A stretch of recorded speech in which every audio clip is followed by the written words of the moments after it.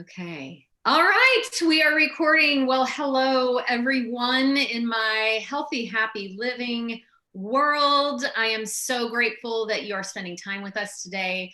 I have the ultimate pleasure of talking with and sharing Julie Kay Stallcup with you guys today. You guys, this little lady is firecracker central. Like, I really don't know how she does everything that she does. I think she has a clone. I think you have a clone. Oh, just a lot of energy. It's just a lot of energy. And we have a background a bit because Julie Kay's wonderful husband, Daryl, was actually my neighbor from the time we were in kindergarten. He lived right around the corner from me. So I've known them for a very long time. And he's such a sweetheart. In fact, I remember. And what? And hot. And hot. Yes. We always talk about how hot he is. I remember bringing him to you. I don't know if you remember this, but this was in the late 90s. He had broken his foot. You were in Branson and he was in Louisville. And right. Or maybe it was, I think it was to come see you. But I drove up to Branson and I took him with me because he couldn't drive. I know. I thought about that the other day. I was like, how random. How very random. A lot of things. Yeah.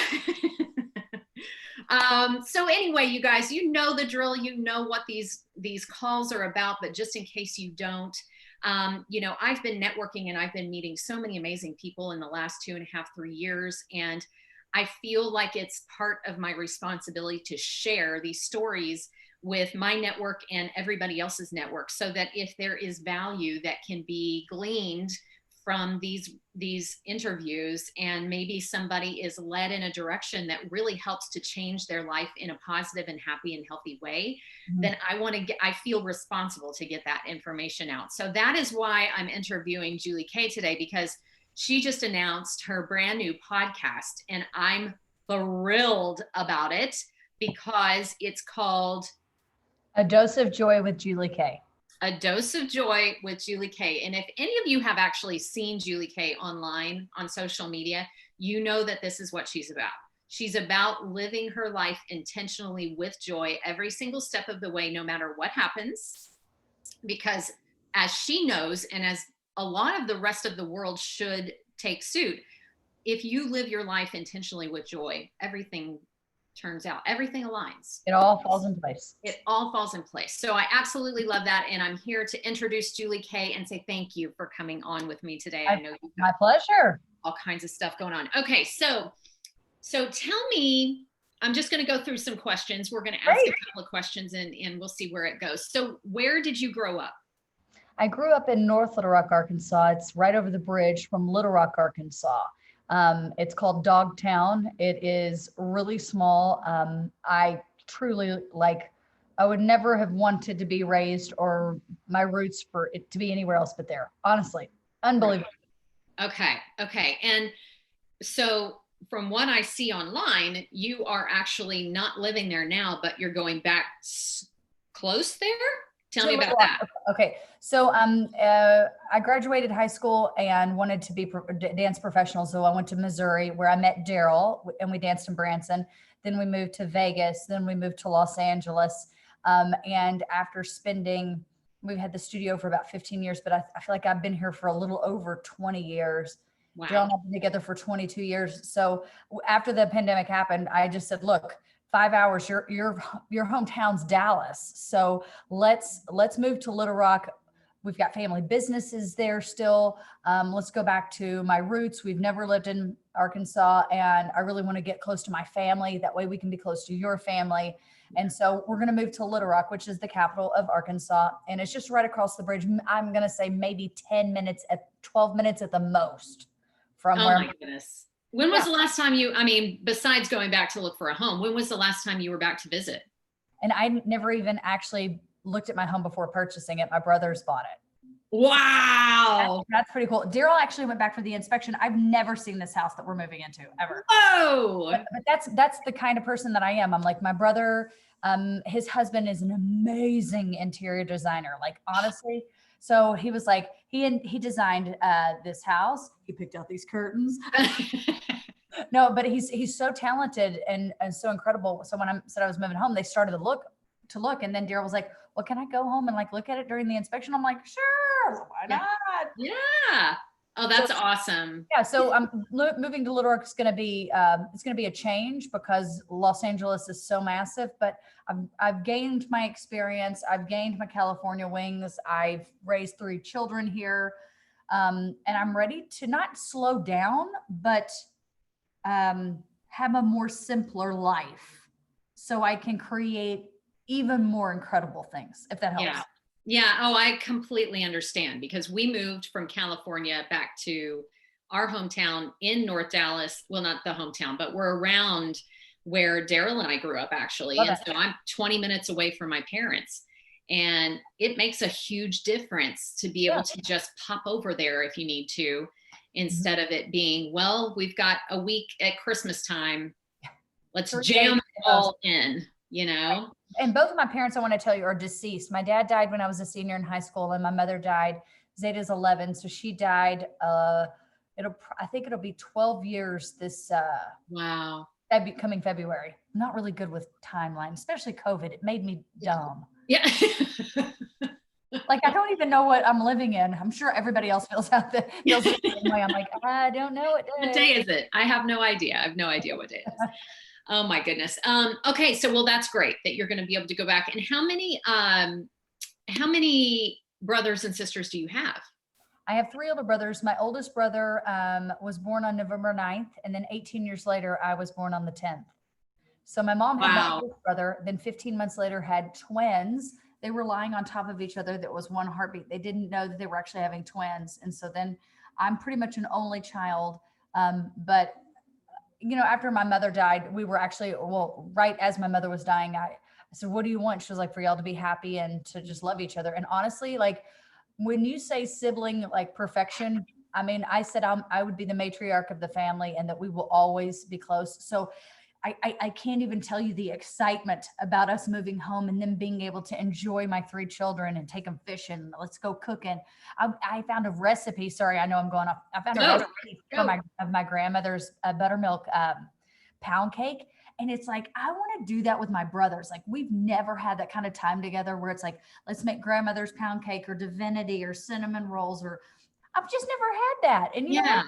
I don't want to look back and go, I was pushing so hard in my career. I was so focused on everything else, but the value of family. Right. Oh, 'Cause I get it. oh, I I can't get wait. it. Yeah. And as an entrepreneur myself, I find myself even just in the home Mhm. finding, okay, well, now's the time to push the stop on the clock. Right. I'm going to focus in a different place. And because I agree with you. I don't want to let life go by. And then all of a sudden, I missed it. yep, you totally missed it. And that's really, really important. Okay. So what do you feel? I feel like you have many, but what do you feel is one of your superpowers? My energy is number one, my superpower. There you go. I don't, you know, my mom didn't know what to do with me when I was little, honestly. Like I had more energy than God.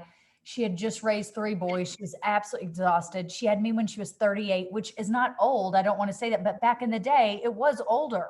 They're And considered mature maternal age at that time. yeah, I mean, I was an accident waiting to happen in New Orleans. I mean, no wonder I'm wild. Uh, I mean, wild. But I'm very spontaneous. I talk about it in my first podcast. It's already out, and I really got my fun competitiveness. I think from my first grandmother. She played bingo all the time, and she was really funny. But like porcelain face, red hair. I got my red hair from her. Then my other grandmother she was literally like known as she was in newspapers for being a baker and the way she created. And then my mother had the heart of gold. And my dad was driven. So I feel like I basically, in my first part of my podcast, take little bit of pieces. And when I'm there viewing their body, I say, thank you for everything. If you had any magical powers, can I please have something and I will use it to the best of my ability, right? You see all these kid movies when people get magical powers and they don't quite know what to do with them. It's like, I feel as I've gotten older, I know exactly what magical powers that everybody gave me, the good energy But when my mom put me in dance class, that's where it started. She was like, I don't know what to do with you. So she threw me in dance class, and it became my therapy. People don't like when I say this, but it's an addiction to me, but Absolutely. it's a great addiction, and Yeah. nobody likes it, Healthy then one. whatever. But I think that's it. And then I started realizing the impact it started having when I started turning on the music and then the movement. And I felt like I was the most beautiful painting ever. And if I could feel that way, why not give that back and let Absolutely. kids paint their own gorgeous painting? And so that's why I'm proud of who I am, because the teacher that I am is because the teacher who I had as a young kid. So Mm, that's my superpower. She gave a superpower to me, and now I'm making it even more amazing. that's so My fantastic. students, Yeah, that's so, so, so fantastic. What a I get story. excited. So are you going to be teaching when you go to Little Rock? Well, I'm on this amazing company, touring company that I got hired. It's called Ellie Dance Magic, and we tour around the country. But I think it's really cool. I've kind of gained my teacher wings as the teacher's teacher. And so I travel. We have 15 cities booked for next year. So God help us, and hopefully we Awesome. can do that. But I've been traveling for the past 4 years doing that, and, teaching seminars. I did get my certification as a life coach for being a health coach, and my certification for teaching special needs kids. So what I really want to do when I come home Monday through Thursday is become the best mom and wife I can be, and then hit the road on the weekends, doing my passion. But during the week, while the kids are at school, creating even better seminars for people. And I'm starting this thing called my hometown passion project, and it's where I want to help 25 kids. Maybe they're from the projects, maybe they're from low income families that can't really afford things, but I want to bring in 25 kids, help them learn how to talk, interview, help them learn about politics. Honestly, I want to help them understand what's the rights of what our life is right now. Like Yeah. how do you actually handle a pandemic, and how do you handle if you do not like gay people? How do you handle, like, or if you don't, if you feel like you might be prejudiced, how do I help you understand that without feeling shamed? And Right. like working through it, because people are like so scared to say anything, or they get so upset. But I want to be that open-minded person that says, okay, are you scared of police officers? Why are you scared of police officers? Is it because of all of the horrible things happening? Are you afraid of only black cops or white cops? Or, you know what I mean? Like, I don't want it to be that way. It's been very divisive in these past couple of years, and it's been there, right? The Band-Aid just got ripped off. But I really Yeah. want to educate them, but I want to pull in people that are knowledgeable in that category and really help bring it together, whether it's talking about sex, whether it's talking about religion, kind of helping them mold to the person that they are. But people don't want to talk about it, and they don't want to face it. And I'm ready to, like, face it. You're in there. You are like, here's the face. You know what? The uncomfortable conversations need to be had. They do. You're absolutely right. Because the more that those uncomfortable conversations have with the next generation, the Yeah. more they are going to be able to have the tools necessary to make the right changes. They say it all the time, knowledge is power. And, I barely graduated, I feel like, high school. I never wanted to go to college. It's just never something that was inside of me. I waved to my friends when they went off to college, but I knew that I had like this drive inside of me to make a difference, whether people liked it or not, or people felt uncomfortable or not. And I have, in this past year, which I don't really want to get into, but you'll understand the roots of it, I have been faced with some of the worst things ever about myself, so I really want to come back as this. I am very privileged. I have a beautiful home. I have a very beautiful family, but I don't want somebody to say, oh, well, she's got it all, she doesn't understand. I do. And I want to learn how to help you. I want to make it better. Yeah. And I want us to be able to have those ugly conversations where they make us cry and uncomfortable and all of that. Yeah. Oh, girl. I think that this time has really been, because I understand exactly what you're saying. This time has been uh, really eye-opening for a lot of people to be faced with their own self, and to be able to grow out of that instead of just, I'm just going to pack that away and not pay attention, Right. is everything to me. That is everything. We've had more amazing conversations with our children. Oh, dinner table talk. It's fantastic. And I feel like these kids are really growing and learning and coming into their own decisions of a healthy version of themselves Right. throughout this I mean, time. think about when we were kids, our parents told us how to do, what to do, how to do this, right? And now it's like, I don't want to do that. And then how do I transform into the person that I am, not the same person that my parents are? Maybe I take a little bit of values from my dad, my mom, my grandparents, right? But Right. form into this beautiful piece of art for yourself. Like, who are you? What do you stand for? I stand for love. I stand for unity. I stand for compassion. I mean, I believe in, believe it or not, my mother believed in reincarnation. I truly believe with all my life, since I'm so dedicated to special needs kids, I must have been Down syndrome in another life. I really do. I have this passion for them. And homeless, oh my God. I would literally walk down Skid Row. People know my name. They know that I'm there. They're like, you're the lady from the dance studio. I'm like, heck yeah. Do you want me to read a book to you? Do you want me to pray with you? What do you want me to do with you? But they feel like I'm safe. And that's what I want. I've helped people not commit suicide. Literally in the past month, I've had some employees come up and tell me that I didn't make a Black Lives Matter post and statement fast enough.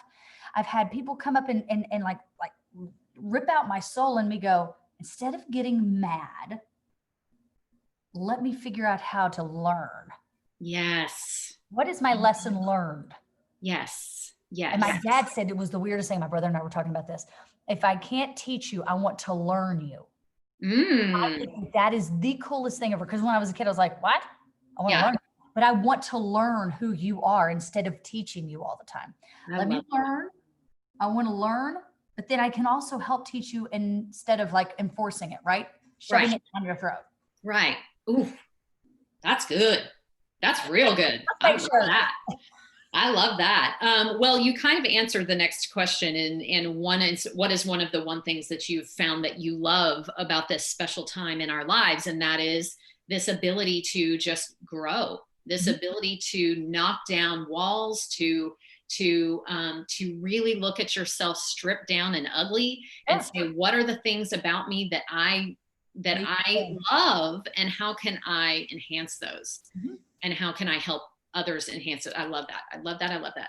So out of everything, because you've accomplished a lot, I feel, from my perspective, you've accomplished a lot. So with your wings, you know, your dance teacher wings and your studio owner wings and all that, what would you say is one of your all-time favorite accomplishments out of everything that you've done? Well, probably my greatest accomplishment is marrying Daryl and having my 3 kids. That's my, and having an amazing foundation of family. I think as a human, I think my greatest accomplishment has been receiving gifts. I didn't for a long time. I would almost say like no, receiving what people want to give me. And I think that is, I think it's important, because when a child tells me, Miss Julie Kay, I love you so very much. Thank you for being my teacher. I would blow it off. I'd be like, thanks, you know, that's sweet. But receiving it and then letting it build into beautiful things inside of me has helped create the person that I am. So I think my greatest accomplishment is learning how to receive those compliments. Because I truly believe, I mean, I say it at every seminar if I've ever talked to, if anything for me as a teacher, the only thing I've ever cared about in my life is that if those kids get inside their car and they say, Mom, I can't wait to go back. Because something made them feel important. Something gave them, so I had some kids over here yesterday, and the moms go, out of all the things you've ever given my kid, you gave them confidence. And do you know, that is the first thing that my mom said to Sally Riggs when she walked into Studio One in North Little Rock, Arkansas, at that dance studio. All I care about is that she gains confidence. And my God, if you put me in front of the Rose Bowl and said, talk for an hour, I'd have everybody laughing, possibly peeing their pants. You know what I mean? But like it gave me confidence. So my greatest accomplishment is receiving all of these amazing things that these kids have given me. But it's built, is my confidence pretty much is the greatest thing. Really, that's incredible. People have a real, that's a general, like, that's a hard thing for people to do, is just receive good stuff. And if we were able to see it as a give receive sort of, if somebody gives me something, I have to give them something back. If we were able to break that down and just understand this is an energy exchange, and if we can accept that energy because they are loving us enough to send it to us, then that's part of it too. I think that that's beautiful, because especially, it's not an award. It's absolutely. not a trophy. I mean, okay, cool. I won Convention Teacher of the Year. Great. I've won an amazing award for Business Person of the Year. But none of that, I mean, I would be absolutely nothing without those students walking in my classroom. Right. Right. Because if you're teaching to an empty classroom, no, nobody's going to be affected. So, so wonderful. They bring life to me, and it's like, I mean, honestly, it's a gift that keeps giving. But I you know what? I receive something every time from a child. This past weekend, I was in Oklahoma and I was doing a routine about soldiers. And my son and I went on a 6th grade field trip to Washington, D.C. And we toured around there to different states. And we went to Arlington Cemetery and we went to the Tomb of the Unknown. And he's a Boy Scout. And I said, you put your Boy Scout your uniform on and let's represent and honor this unknown soldier. And so I said, dancers, we're going to do this where we're proud of who we are and our troops. And I started saluting, and this little girl raised her hand and she goes, Miss Julika, you're doing that wrong.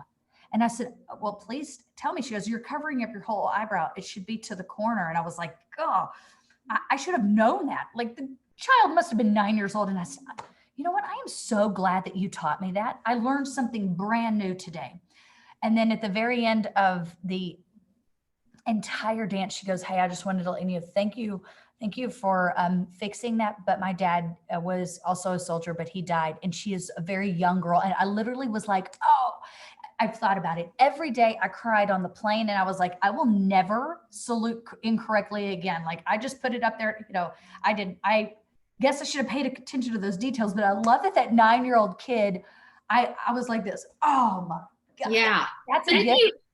Yeah. But if you had known that, you wouldn't have been able to give that girl her opportunity to have that moment. So how amazing is that she was able to have the confidence to step up and say, wait a minute, this isn't accurate. I love it. It doesn't matter. To have the confidence to be up in front of people and say, no, hold on. That's amazing. But it meant so much to her because that was her dad. And you know what? For God's sake, it should mean so much to her. And she should correct me, but I should be able to be corrected, teachable, coachable, mentored. I literally, like, the whole reason I went to Oklahoma City was because of that little girl. Yes, right? I had to say that story because I was like, yeah. Oh my God. Anyway, sorry, go ahead. No, I just think that that's amazing. Now, I think you've touched on this, but I kind of want to just make it into a pretty little button here. So why? Because we've heard stories, you know, your connection to your family. Clearly, you are a seeker of knowledge. You are a seeker of growth. But why is it really that you strive to be the best that you can be without this pride? Because I don't see any pride on your skin at all. So why is it that what drives you to do that? Because I want to leave a legacy behind of strength. A woman that stood up for herself, no matter how many times she was, punched down. I have been a very fortunate person my entire life to have had a beautiful life, but I've also had some terrible things happen to me. So I really think that I want somebody to look back and say, oh, no matter what, she always came out with a smile. She went through hard times, but she worked through them to become a better person, because I don't want to feel defeated. I see people defeated every single day of their life. And, when I start to feel that way, which is very rarely because I try to get my mindset correct, I take a walk. I watch a movie that makes me happy. And I mean, I've only felt maybe depressed once or twice in my life because I have to feel that, and I have to feel the ugliness of it. But I think that I want really to leave behind the fact that I got through it and I'm better and stronger because of that. I stand taller, my chin's higher, I speak louder and prouder. I think that's amazing. And it's something that I am doing a lot of research and a lot of learning on with Abraham Hicks and the power of energy. And really, you have to have both. You have to have the negative to have the you have to have the negative to understand what the positive is. You have to have the dark in order to understand what the light is. Right. And so being appreciative of all of it. Well, I have a company called Caligo Consulting, and I know a lot of people say Caligo, but Caligo, and it's an owl butterfly. And the reason I chose it is because it stands for darkness. Mm-hmm. And I found in darkness my mother, who is a butterfly. Like the day before she died, there were yellow butterflies. The day that she died, they were white.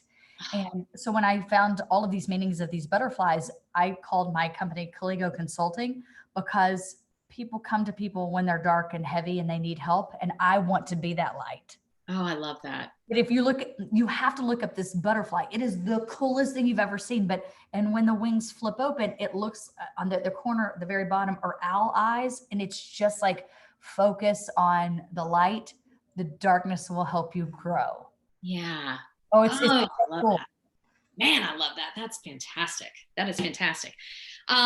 Okay. So what would you say are some of your favorite success stories? Maybe from, your some of your students, and names aside, what are some transformations that you've seen that are just at your all-time favorite?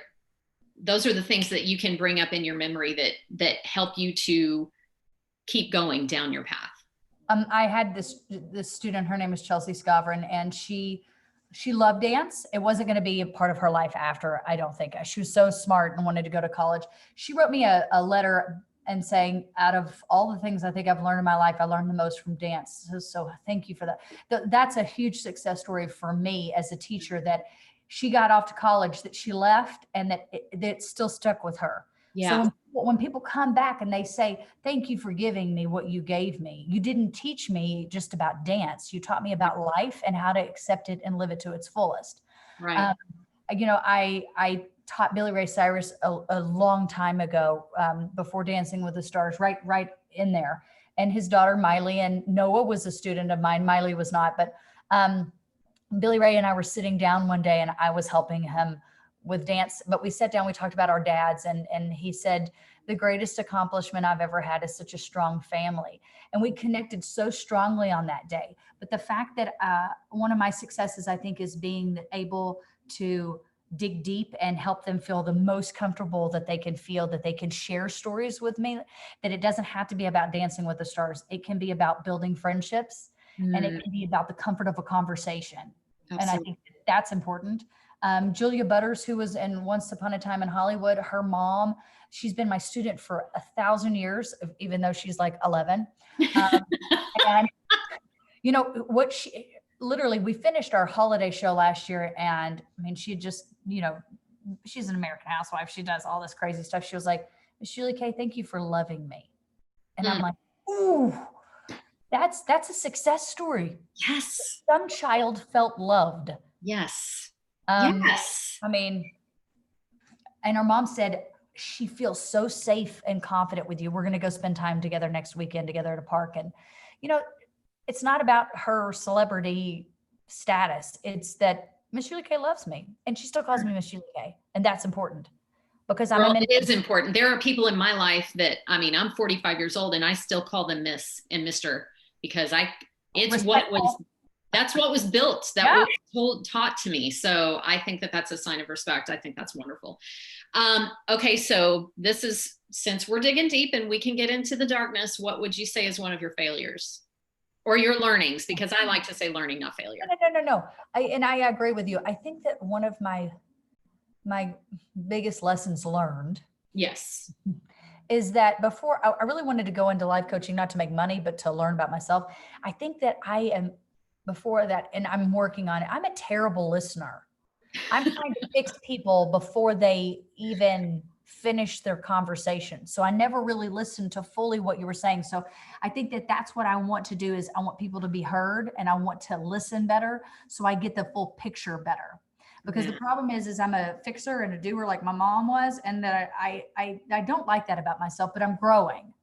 But it's something that I think I need the most work on. I need to take notes better on conversations and when I'm helping people. And I think that it's a big problem with myself that I find.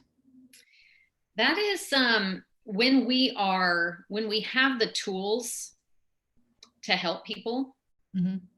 I'm finding that with my daughter. Just the other day, we were coming home from volleyball practice, and we had her friend in, and they were speaking to me, and they were venting to me about something that was happening on the court that day. And I immediately just went into fix it mode. And her friend left the car, and I said, "You know what, honey? I'm really sorry. I think that you guys didn't need me to fix that." And Right. "You're right. We were just trying to vent." So the next day, they just vented. So I think that that's wonderful to be able to grow with that and watch, and your kids watch you grow, and your kids watch you go through that process. Oh, My invaluable. mom's the best listener. I should have gotten that from her. I'm still learning it. Well, She was great, but she also wanted to make it all perfect and better. And I think that that's where our society runs into trouble. Like, I need to learn. yeah. Yeah, we have to have that dark part. We have to have Yep. it. Okay, so now we're plugging your podcast, and I wore my plaid for your podcast. What would be, what's the easiest way for people to listen to your podcast? I mean, you can go on Apple Podcast, you can go on Spotify, and you can look up Julie Kay or A Dose of Joy with Julie Kay. The first, I know that you can still see my screen, but I was going to tell you the first episode is A Dose of Joy of Change. The next one is Joy of Friendship, of where you put your, it's like a garden. My mom, I'm not going to give it all away, but my mom sent me a postcard one day and it said, "You're the most beautiful flower in my garden." And having beautiful flowers in your gardens of friends and getting the weeds out. Yeah. The next episode is Joy of Balance, of how I try to balance my life and how I'm good sometimes and how I'm horrific the other. The next one is Joy of Work, of how much I love it. And then the last one before I start recording the last 6, which I'm excited about, is the Joy of Energy. And I think it's probably the very best one, but I'll tell you a little bit about number 7 is the Joy in Family. Then it goes in the Joy of Time, Joy in Growth, the Joy in Creating, Joy in Self-Care, and Joy in Helping. Love that. So Love that. But it's like small stories about my life that I just go, okay, out of all of these changes in the first episode, this is what I got. And I'm ready to change. I have the confidence to change, because people are like, "I hate change. I don't want to do it." Well, you're sitting there not even inviting it into your life and accepting that invitation. Right. Accept the invitation, go to the party. If you didn't like that party, then figure out how to do the next party better. Right. Right. Oh, I love that. So Spotify, Apple Podcasts, wherever. You can follow me on Instagram at Julie Kay Stallcup, STALLCUP. You'll see a lot of pictures of my cute husband. I mean, you just can't get past it. He's absolutely. I love how hot I love it. Oh my God, he's delicious. Hello. Girl, I love it. I love it. I love it. Well, what we'll do is we will, in the comments of our YouTube video here, we'll put a link to your podcast so people can go and check it out. Because guys, I mean, these are life lessons that can help any single person on the planet. We go through, grow through. Love it. Love it. Julie Kay, thank you so much for your time today, and your energy and your positivity and your growth and your just desire to help and serve others is so evident and so needed. So thank you for being confident enough to get out and share that with people. And before we go, just one little thing. God bless everybody. Keep this country safe. Let's lead forward with great intention, and let's come out better and stronger people. And let's enjoy this journey that we're on. We only get it once. Amen. Amen. Amen. Thank you for doing that. All right. Well, you guys have a lovely day. If you have any questions, feel free to get in touch with me. You know how. And get in touch with Julie Kay and listen to her fun, loving, wonderful stories of change and joy. Have a good one.